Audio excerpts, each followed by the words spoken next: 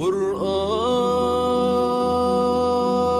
كريم محفوظ، والمؤمن اللي يفوز يشفع له في البلوى.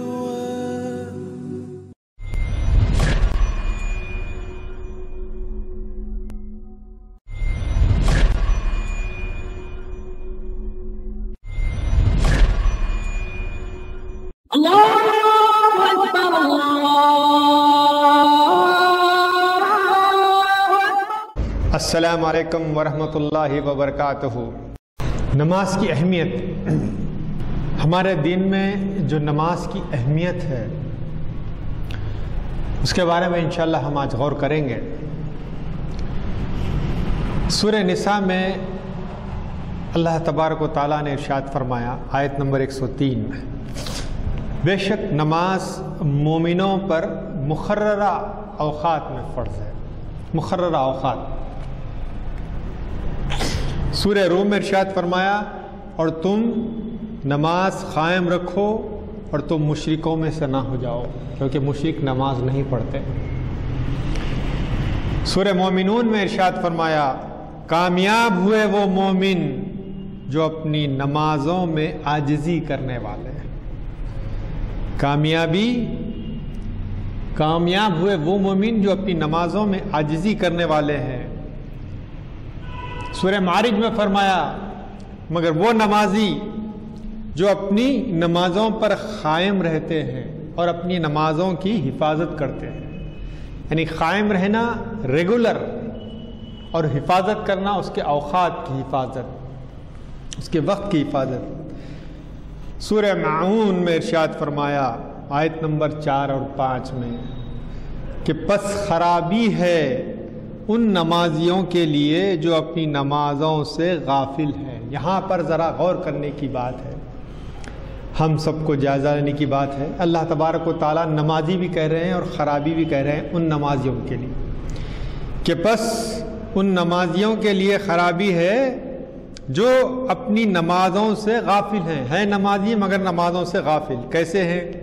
کبھی پڑھے کبھی نہیں پڑھے، دل بولا پڑھے دل بولا نہیں پڑھے، پھر نمازی ہیں، فرصت ہے پڑھ لیے، بزی ہے نہیں پڑھے، کوئی دوست آ گیا نمازوں سے غافل، کچھ کاروبار کچھ میٹنگ ہو رہی ہے ڈیلنگ ہو رہی ہے نمازوں سے غافل، سب بیٹھے ہیں کوئی رشتہ دار آ گئے نمازوں سے غافل، جب بالکل فری ہے نماز کو گئے۔ تو ایسے نمازیوں کے لیے خرابی ہے۔ اللہ تبارک و تعالیٰ نے فرمایا کہ ایسے نمازیوں کے لیے خرابی ہے جو اپنی نمازوں سے غافل ہیں۔ کچھ تو ایسے ہیں جو بس عید کو عید نماز پڑھتے ہیں، کچھ تو ایسے ہیں بس جمعے کو جمعہ نماز پڑھتے ہیں، کچھ تو ایسے ہیں کہ بس جنازے کی نماز پڑھتے ہیں، کچھ تو ایسے ہیں جو عمرے پہ جائیں تب نماز۔ اور ہمارا بھی حال عجیب ہے، عمرے پہ جائیں نماز، حج پہ جائیں نماز، جو ہی انڈیا کے ایئرپورٹ پہ اترے نماز سے غافل، کبھی پڑھے کبھی نہیں پڑھے، کبھی دل بولا پڑھے دل بولا نہیں پڑھے۔ تو ایسے نمازیوں کے لیے اللہ تبارک و تعالیٰ نے ارشاد فرمایا خرابی ہے ایسے نمازیوں کے لیے۔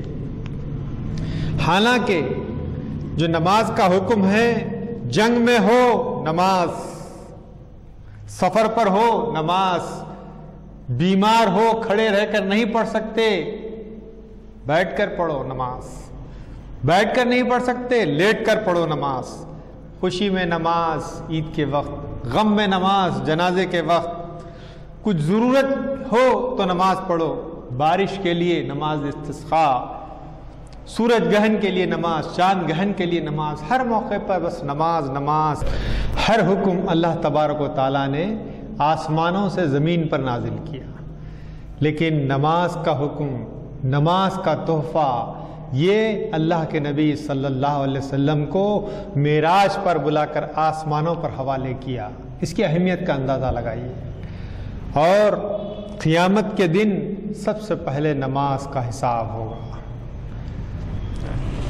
دیکھیے، اللہ نے حکم دیا ابلیس کو سجدہ کرنے کا، ابلیس نے سجدہ نہیں کیا تو اللہ تبارک و تعالیٰ نے کیا ارشاد فرمایا؟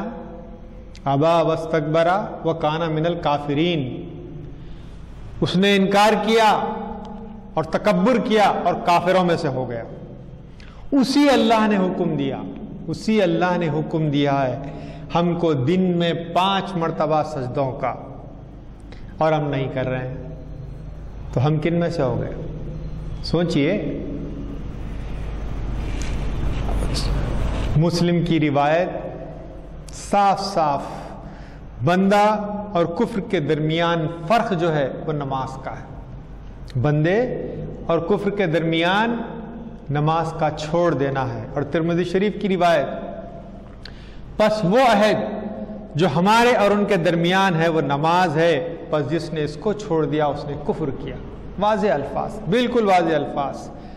اور اللہ کے نبی صلی اللہ علیہ وسلم نے ارشاد فرمایا کہ بچے جب 7 سال کے ہو جائیں تو ان کو نماز کا حکم دو، اور 10 سال کے ہو جائیں پھر بھی نماز نہ پڑھیں تو ان کو مارو.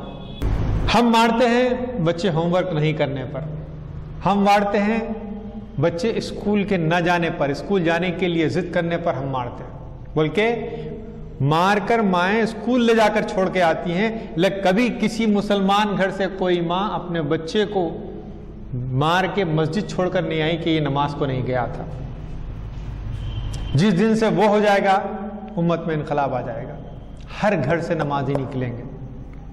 اور پہلے بچوں کو نمازی بنانے کے لیے بڑوں کو نماز کا عادی بننا پڑے گا. پہلے بڑوں کو نماز پڑھنی پڑے گی، کیونکہ بچے تو سائلنٹ آبزرور ہوتے ہیں، وہ دیکھ رہے ہوتے ہیں کہ ہمارے بڑے نماز پڑھ رہے ہیں کہ نہیں پڑھ رہے ہیں. ممی پپا تو آرام سے سوتے ہیں اور ہم کو بھیجتے ہیں نماز کے لیے، تو وہ نہیں جائیں گے. تو پہلے بڑوں کو اس کا عادی بننا پڑے گا، وہ سائلنٹ آبزرور ہوتے ہیں.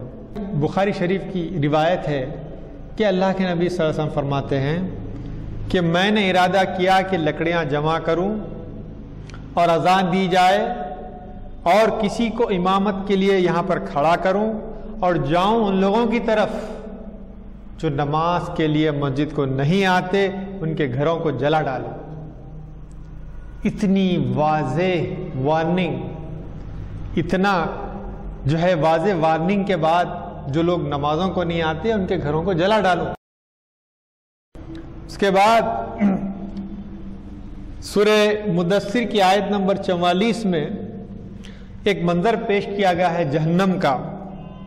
جو لوگ جہنم میں جل رہے ہیں ان سے سوال ہوگا گناہگاروں سے. وہ پوچھیں گے کہ ما سلککم فی سقر، بھئی تمہیں جہنم میں کیا چیز لے کر آئی؟ تو ان کا پہلا جواب کیا ہوگا؟ اندازہ کیجئے آپ. لم نکن من المصلین، کہ ہم نماز پڑھنے والے نہیں تھے. ان کا پہلا جواب یہ ہوگا. اس کے علاوہ اور بھی جواب ہوں گے کہ ہم محتاجوں کو کھانا نہیں کھلاتے تھے، ہم بیکار باتوں میں لگے رہنے والوں کے ساتھ دھسے رہتے تھے، وغیرہ وغیرہ. لیکن پہلا جواب یہ ہوگا لم نکن من المصلین، ہم نماز پڑھنے والے نہیں تھے. کون کہہ رہے ہیں؟ جہنمی کہہ رہے ہیں. بہرحال ابھی بھی وقت ہے، مہلت زندگی ہے.